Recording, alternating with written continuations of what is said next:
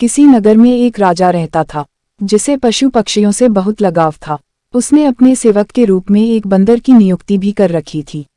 वह बंदर राजा का परम विश्वासपात्र भक्त था। राजा के निवास स्थान में एवं राजमहल के अंतःपुर में, जहां बहुत सीमित लोगों को जाने की अनुमति थी, उस जगह भी यह बंदर बिना किसी रोक टोक जा सकता था।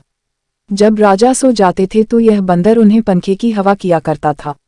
गर्मी के मौसम में एक बार राजा ऐसे ही सोए हुए थे और बंदर उन पर पंखा झल रहा था। तभी बंदर ने देखा कि एक मक्खी राजा के शरीर पर आकर बैठ गई है। बंदर ने मक्खी को पंखे से भगाया। मक्खी एक जगह से जाकर दूसरी जगह बैठ गई, फिर दूसरी से तीसरी जगह।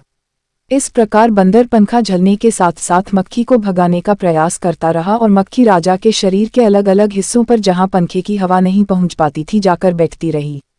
बार बार ऐसा करने से बंदर को गुस्सा आ गया। बंदर ने देखा बगल में राजा की म्यान लटकी हुई है। बंदर ने म्यान से तलवार निकाली और जुट गया मक्खी को भगाने में। इस बीच मक्खी राजा की छाती पर जा बैठी। गुस्से में मूर्ख बंदर ने मक्खी को भगाने के लिए जोर से तलवार भांज दी। मक्खी तो उड़ गई, लेकिन तलवार के इस चोट से राजा जी के 2 टुकड़े हो गए। इस कहानी से हमें सीख मिलती है कि हमें अल्पज्ञानियों से तथा मूर्खों से बहुत गहरी दोस्ती करने से बचना चाहिए। इन्हें अपनी निजी जिंदगी में बहुत स्थान देने से बचना चाहिए, क्योंकि कई बार अतिसक्रियता की वजह से ये हमें हानि भी पहुंचा सकते हैं। इसलिए कहा गया है, मूर्ख मित्र से विद्वान शत्रु अच्छा।